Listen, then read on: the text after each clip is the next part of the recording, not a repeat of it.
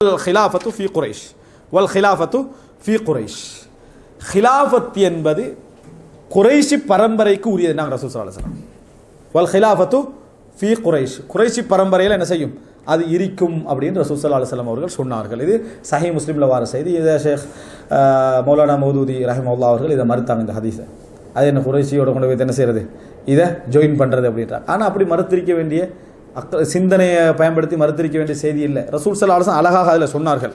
அதாவது மா அகாமுத்தீன், அவர்கள் இந்த மார்க்கத்தை நிலைநாட்டும் காலமெல்லாம், அவர்கள் இந்த தீனை நிலைநாட்டும் காலமெல்லாம். அதனால குறைஷிகளுக்கு ஆட்சியை கொடுத்தல் என்ற அந்த சிஃபத்து எதோட, எந்த நிபந்தனையோட சம்பந்தப்பட்டது, அவர்கள் மார்க்கத்தை நிலைநாட்டுவார்களான்றது.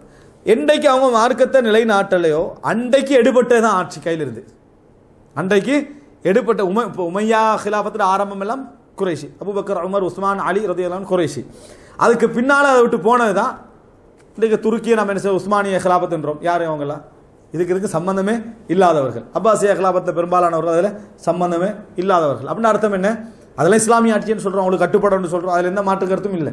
இன்றைக்கு உலகத்தில் ஆட்சி செய்யக்கூடிய பெரும்பாலானவர்கள் அதுக்கு சம்பந்தம் இல்லாதவர்கள். இந்த ஜோர்தானில் நடக்கக்கூடிய ஆட்சியை தவிர அவர்கள் நசபில் அங்கே போய் சேர்றவங்க தான்.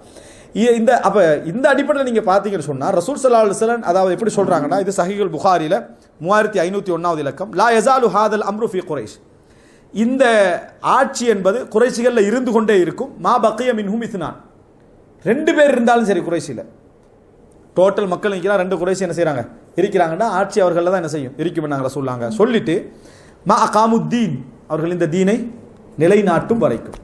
அவங்களுக்கு கொடுத்தா தீன் நிலைநாட்டப்படாதுண்டா ஷூரா என்ன செய்யும், அவங்கள்ட்ட இந்த எடுத்து யார் தகுதியோ, ரசூலுல்லாஹ் சொல்கிறாங்க ஒரு ஹபஷி அடிமை உங்களோட ஆட்சிக்கு வந்தாலும் கட்டுப்படுங்கண்ணா. அப்போ மற்ற எல்லா ஹதீதையும் சேர்ந்து இதை புரிஞ்சிக்க எந்த ஒரு பிரச்சனையும் அல்ல, மற்ற எல்லா ஹதீதுகளையும் சேர்த்து இதை புரிஞ்சிருக்க எந்த பிரச்சனையும் அல்ல.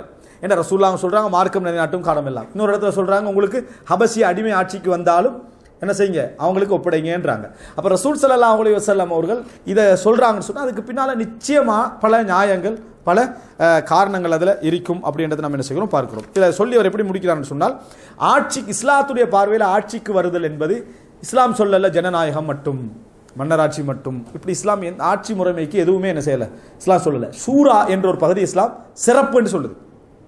அதுதான் நபித்துவத்தின் அடிப்படையிலான ஹிலாபத் என்று சொல்லுது. சூரா இருக்கணும், அந்த சூரா பொருத்தமானவர்களை தெரிவு செய்யும், அவர்கள் வந்து என்ன செய்வார்கள், ஆட்சிக்கு வருவார்கள். இதுதான் இஸ்லாம் சொல்லக்கூடிய சூரா.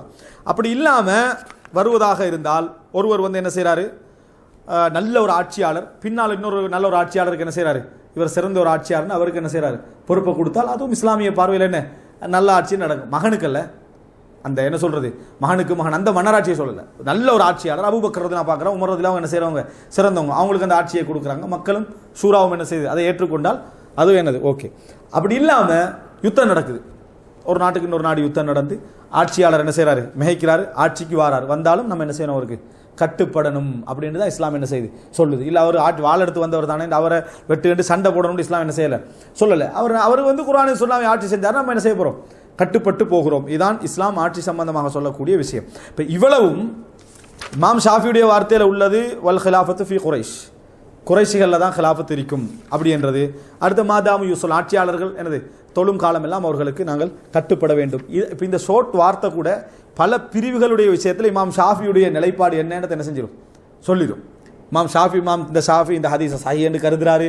அதே போல் உங்களுக்கு தெரியும் இமாம் ஷாஃபி இருக்கிற டைமில் சஹீஹுல் புகாரி இருக்குதா, சஹீஹுல் புகாரி இருக்கல.